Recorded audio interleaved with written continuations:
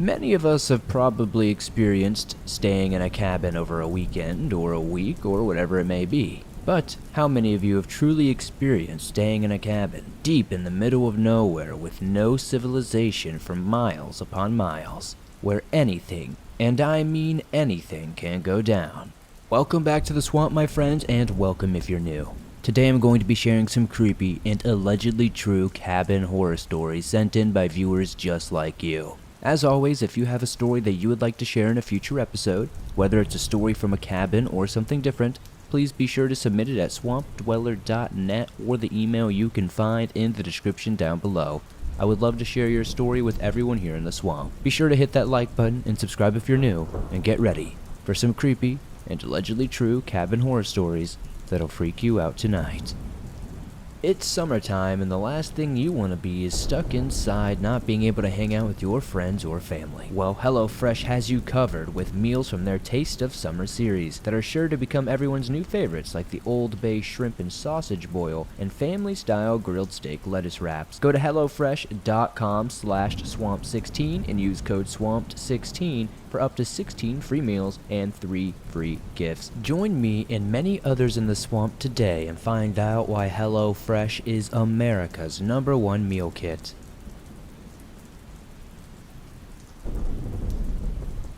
Not too long ago, my mom wanted the family, my parents and 3 siblings, to go on a 2-week vacation, sightseeing various sites in California while camping. Well, this quote-unquote camping was just us renting cabins. Closer to the end of this vacation, we stayed in a cabin motel type of place not too far out of the Sequoia National Park, if I remember correctly. It was in a small town with just a couple hundred residents. The area the cabin rentals were situated reminded me much like a motel setup. The cabin was recently updated and modernized. It was overall very nice. Yet I got a sense that my family and I were not the only ones staying in that cabin that night. I did not want to be alone in that cabin at all. This is coming from someone who enjoys being alone on a normal basis. I told my sister about the uneasy feeling I had. But she tried reassuring me that maybe I just didn't like being in a new, unfamiliar place. It didn't really work, and I continued to feel uneasy the entire time. I would be taking a shower and would feel watched. Every so often, when I would be the only one left alone in the cabin, I would hear knocking on the walls. I would ask my family and siblings, and nobody would admit to doing this.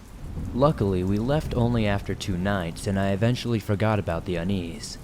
A few months later, my mom and I were watching Dateline together. This was one of our favorite shows to watch. They had images of a cabin and motel type thing that looked an awful lot like the one we stayed in. My mom looked it up, and it ended up being the exact same one. It turns out, that episode was about a killer who had been a handyman at the cabin throughout the 90s. I feel like I'd been able to tell that someone had died in the cabin my family had stayed in. I didn't know about this killer before I stayed at the cabin. I can't be sure though. I don't think the police were able to confirm that someone was killed in the cabins. The killer had only been convicted of 2 murders. It's suspected he killed many other people though, but it still hasn't been confirmed. I don't think he stopped at just 2 murders in my personal opinion. Do you guys think that maybe I encountered the spirits of one of those victims? I'd love to know in the comments.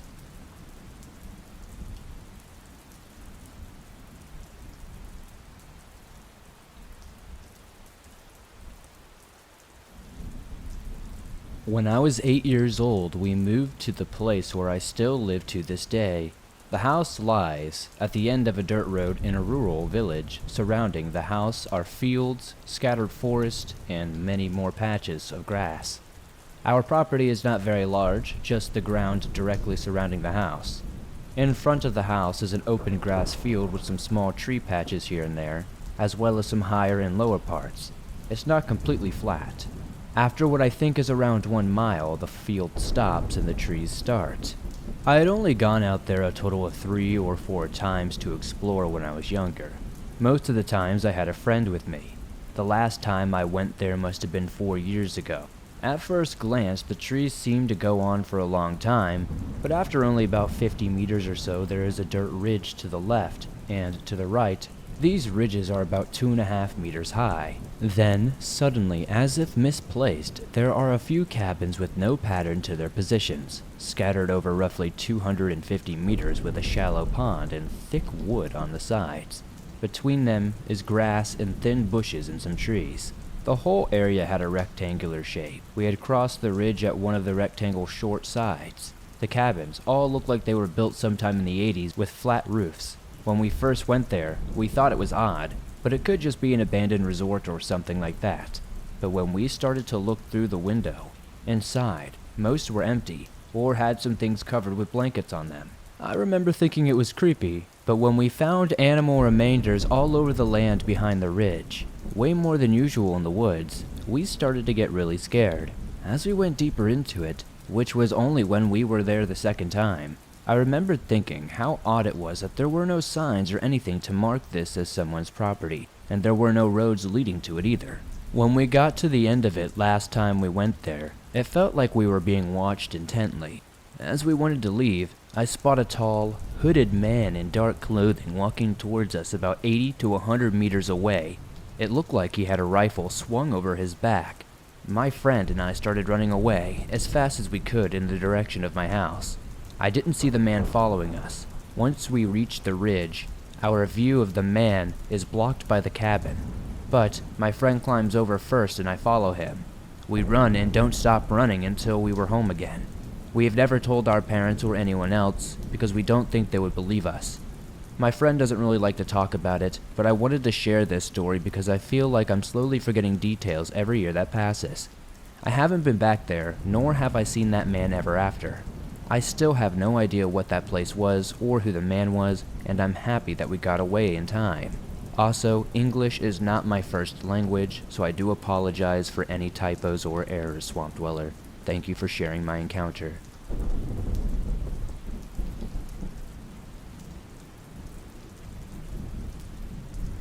When I lived in rural Maine, my boyfriend at the time took me on a drive in his truck. He wanted to show me something he said he had learned about from one of his college professors. We already kind of lived in the middle of nowhere, but we drove even further into literally nowhere. We were on this road that was 5 to 8 miles of just forest on both sides. No houses, no signs, no driveway, nothing but a winding road. Then he pulls over near a slight break in the trees. There was a very overgrown old driveway chained off. It was dilapidated, with signage that said private property. We parked on the road and walked about a half mile. Eventually, we came upon this old, abandoned log cabin-style house. I don't know when it was built, but it was old enough to not have any connection to the electricity grid and no electrical outlets inside at all. It was a bit odd, but my boyfriend said he had been there before and led me to a door in the back where we could break in. He mentioned that the last property owner said in their wall that no changes could be made to the property after they died, like no agriculture or major renovations, so I guess that's why the land was never resold since nobody could do anything with it. I don't remember if we entered through the second floor somehow or climbed up the stairs once inside, but I remember being on this loft that overlooked the interior of the cabin, with no railing, probably a 15-foot plus drop right at the edge of the loft. Maybe there weren't any stairs inside at all. Not even a ladder. I don't really remember. It was back in the fall of 2011, when I was a freshman in college, so it is a bit fuzzy being over 10 years ago now. I remember seeing an old wood stove made of iron downstairs and a countertop, but otherwise I think the place was sparse and made entirely of wood. There was no sink in the kitchen area and no bathroom, so no plumbing either. The loft we were on literally had thousands of dead flies all over the floor. It was creepy and downright gross. I know they could have gotten stuck there over the years, but the sheer number of them, covering every surface, and they had not been decayed, they just turned to dust. It was just so unnerving. My boyfriend, for some weird reason, decides this is a nice place to smoke some weed. I didn't want to stay, but he laid a blanket out over the flies and sat down and rolled a joint. I did take a couple of puffs, but started getting real uneasy really quick, so I stopped. I'm a regular smoker, but this was just a weird situation, and I didn't want to make myself any more paranoid than I might have already been. Then suddenly, I realized that the sun was setting and we were losing light very quickly. The cabin very quickly got this terrifying, impending doom feeling, and I knew I just needed to get the hell out of that cabin. I expressed my concerns to my boyfriend multiple times, each time seeming more desperate, but he was not worried and took his sweet-ass time hand-rolling himself a cigarette and taking all the unnecessary stuff out of his pockets, laying them out on the blanket, slowly putting them away. It was pissing me off, and he wasn't taking me seriously, and I had such a sense of urgency to get the hell out of there. I ended up leaving out of the cabin first, and started hauling ass down the half-mile, long dirt driveway to get out and away. My boyfriend shuffled behind me, fumbling with things in his hands. He was practically a prepper and carried all sorts of things with him in his pockets, cargo pants, backpack, etc. Always things like flashlights, lighters, weed pipes, rolling papers, etc. We got out of the woods just as we were losing that last light before the true darkness set in. Mind you, this country road has no streetlights the entire way. He had flashlights, but I didn't feel that flashlights equaled safety. I felt we were being watched, and whatever it was super negative. I don't know if I overreacted or my boyfriend was literally just doped up and clueless, but I never have really trusted him after that. I don't know why the heck I let myself get in that situation. He's not in my life anymore, of course, but I'll never, ever jump into some random abandoned cabin, ever again.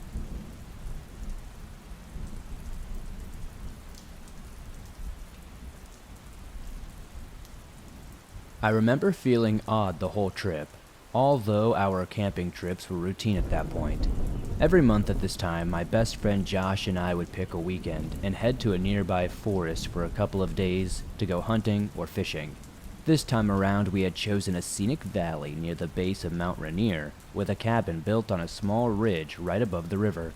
We decided to try our hand at panning for gold, and I was filling my Jeep up with shovels and even a sluice box Josh's dad had let us borrow for a few days. He had also contacted the claim owner for us and got permission so we could mine his gold. "You got your GPS?" Caitlin asked as she packed up some sandwiches for the road into my backpack. I walked over and kissed her while brushing a stray strand of her black hair from her face. "Of course, hon," I replied. I promise no repeat of what happened last fall. Last fall, me and Josh had gotten lost due to some extenuating circumstances. Point is, we learned the importance of keeping a good, high-quality GPS on hand. Trust me, in a bad situation, it's a lifesaver. Josh and I had grown up together. We were next-door neighbors as kids, and a mutual love of anime, video games, and the outdoors cemented our status of inseparable friends. When I was hospitalized in grade school after getting hit by a truck, Josh was at my side, cracking jokes, and he was the one who took pride in painting me as a total sleazeball at my wedding sit-down dinner when he gave his best man toast. There used to be a great picture of us together, groom and best man, but I had found it a few nights ago, and Josh's image had been burned off. A grim reminder of the fire that burned a couple rooms in my house last year. After my wife finished making sure I had all my ducks in a row, she gave me a kiss and sent me on my way. A short drive took me to Josh's house. Josh had his long, black hair in a ponytail and was swinging his daughter Samantha around in the air as her musical laughter filled my ears. "Uncle Gray!" she screamed as Josh set her down and I stepped out of my Jeep. She ran around and hugged me at the knees, laughing. Then she stepped back, looking towards her house as she had just remembered something, and took off running with a small wave. Josh laughed as he fondly watched his daughter run inside. "I'll go get my bags, bud. You want anything? A beer? Water?" I shook my head. "Well, I don't give a damn," he said. "You'll still have to come say hi to Cassandra. She's going to feed you, so just sit down and eat." Cassandra was raised by her grandmother and had the habit of cooking for anyone that came over ingrained into her being. I chuckled and walked to the kitchen. At least her food was very good. It took about 45 minutes for Cassandra to be satisfied we had eaten enough to let us leave. As we loaded up into the Jeep, Samantha came running across with 2 brown paper bags. "Here, Daddy, Uncle Gray, I love you," she said, handing us each a bag, followed by a kiss on the cheek. Her and Cassandra stood on the driveway waving at us as we left. It didn't take us long to arrive at the cabin. We took a moment to call our wives and let them know we made it safely. Then we headed to the river to try some panning. I found a shallow area where I was able to set up the sluice, and Josh dug up a bucket of dirt and squatted in some shallow water to do some serious panning. After a few hours, we had each retrieved small amounts of gold. Far from enough to make us rich, but enough for us to go home with something shiny. When we went back inside, Josh showed me this ugly little figure he had found. It looked like something out of one of those Blair Witch movies. I told him to get rid of it as it probably had some bad juju. He shrugged and tossed it into the firewood. That night by the campfire, the uneasy feeling had returned. The night felt off. Even the joint wasn't helping me relax. The trees seemed to be gnarled, more so than usual, and some of the long shadows seemed to be moving on their own. Josh, by the fire roasting a hot dog when we heard it, a distinct howl filled the valley air, making my hair stand on end and chills run down my spine. Wolves aren't unheard of here in Washington, but they're also not very common. I also noticed, at that moment, that all the nighttime sounds had suddenly stopped. The crickets, the frogs, the owls were all completely silent. Feeling instantly nervous and alert, I dropped the joint as my eyes scanned the tree line. It was dark and hard to see into the darkness after staring into the fire for so long, but I could vaguely see a few hunched-over shapes slowly creeping toward us. I started walking backwards, not taking my eyes off the dark and taunting shadows. The vague outlines danced in and out of my vision as my eyes adjusted to the shades of darkness in front of me. I could sense Joss walking backwards next to me. And then an unspoken cue. We both took off sprinting to the door.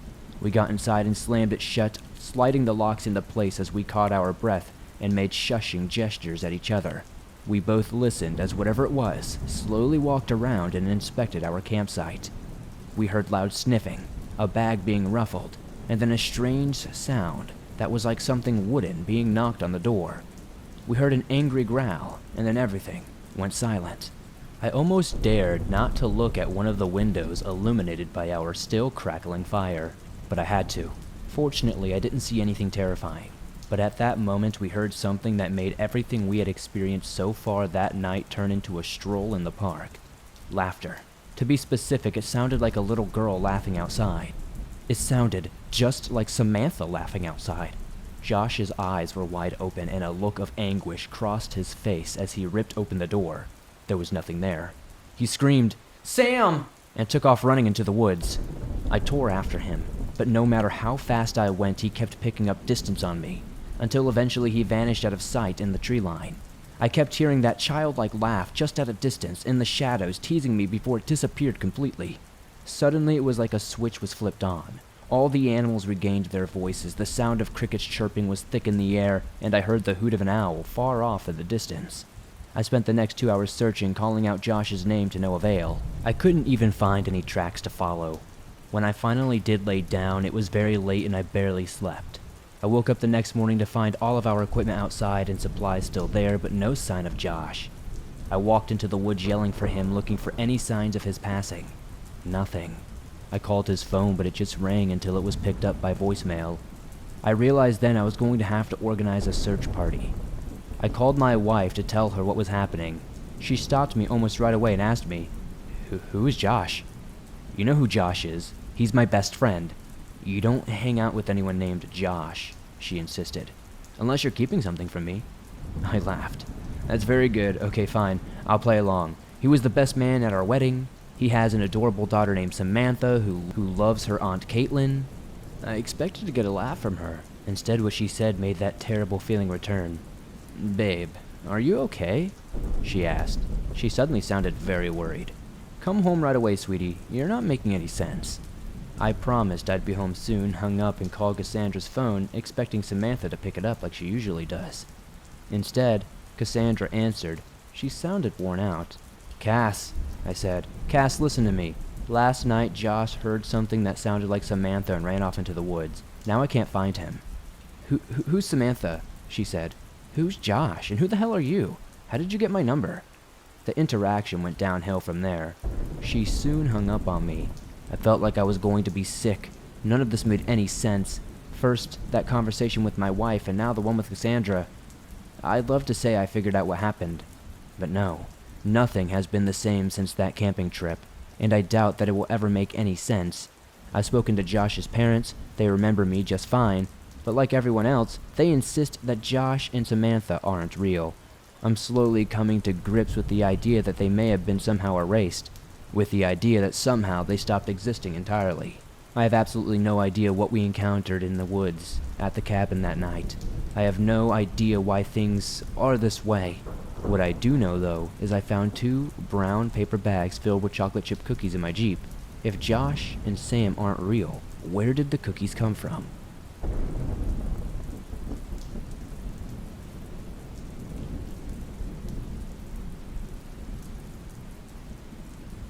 My name is Mikey, and I am 17 years old. I live in a small town with a lot of forest and woods, so it is common to see hunters out and around town with their gear. Hunting is a very big pastime in my town. With that comes a few days off early in the school year, just for kids to go hunting with their family. Me telling you all this will make more sense soon and will help you make more of the situation. So about a year ago, I was with a small group of friends. Their names were Ethan, Zach, and Josh. Since our towns are so boring, we must make do with what we have, and that leads to more illegal activities like exploring abandoned buildings, since our town has a lot of those. It was getting dark out, and all of us decided to leave Zach's house to go to an abandoned cabin in the woods that our friend earlier that day was telling us about.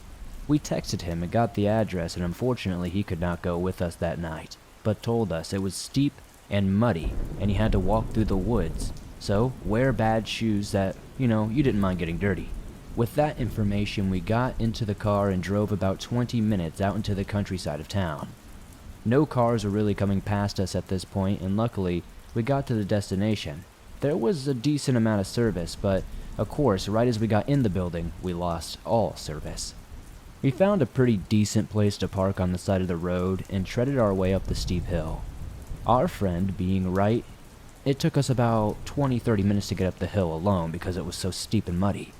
But the walk was worth it because ahead of us was a beautiful cabin with custom wooden carved statues out in front of the house with a unique copper roofing. At first analysis, it made me think that this was some sort of vacation home because of the size of the structure, but it was too torn up on the side of the house to be anything used at this point, if that makes any sense. I wouldn't say the building was entirely abandoned, because all it needed was a little renovation to be good as new. Of course, we weren't going to pass up on such a location to explore, and walked through the broken wall to get in. It led us to the inside main living room, which, without context of the outer house, you would think was a hotel lobby. We turned on our phone flashlights. It had gotten darker outside and didn't help the inside's interior lighting. We took videos and Snapchats of the place and made our way to the basement after Zach called us to it. We all were a bit jumpy and nervous at this point because we had no idea what was down there and couldn't even begin to fathom what could be there. I couldn't explain why I felt so anxious. The place didn't give off horror movie vibes, but something about the chilling coldness of the basement seeping through the bottom of the door was very odd, especially since it was so warm outside. After a bit of arguing over whether we should leave the door closed and move on our way, we decided to open it. Ethan was the one to man up and slowly edge the door open. We all got instantly quieter, and started to slowly push each other down the steps. It was very dark, but a green glowing light around the corner of the wall started flickering in and out. I was leading the group, and as I go to turn my head to see what was down, a huge stomping sound charges me, and I flip my head around, and I scream to run. We all bolt up the stairs and hear stomping sounds behind us. We all run to the top of the hill, and as I get ready to dip down, Zach drops down and stares at the house. Whoever was behind us was not behind us anymore, so I dropped down beside Zach, Dalton, and Ethan. In a normal situation, people would leave, but as I said before, this town is very boring, and we never get to do anything that's fun, and this is probably the most adrenaline we've had in our entire life. It was so dark that the person could not have seen us, which was good, but also bad because we couldn't see them. We lay there in silence for a moment and stare at the house. We all hold our breath as we hear something scraping the wood inside the house. A man comes out dragging something in a large trash bag. It could have been a body. It could have been anything. But Zach said it could be a deer. Me and Ethan, being how we are, instantly assumed it was a body. The man seemed in a hurry and dragged whatever it was out into a four-wheeler, which we didn't notice earlier, and he left. What was strange, though, is when he turned the lights on the vehicle in front of it, there was a tremendous amount of blood covering the pavement, and looked as if someone was dragged across it to create the blood trail. As he drove away, I got a better look at the bag and noticed it could not have been a deer because it was too small and extended farther outwards instead of like a large scale an animal would be. After watching all this go down, we went back down to the car and went home. After about a year later, we don't think about it much, but it was recently brought up in a conversation with kids at school, and no one believes us after all of us swearing it happened. We didn't end up telling our parents or police about the situation because we were scared we would get in trouble for being up there, but I wanted to share this experience to see what everyone else thinks about it.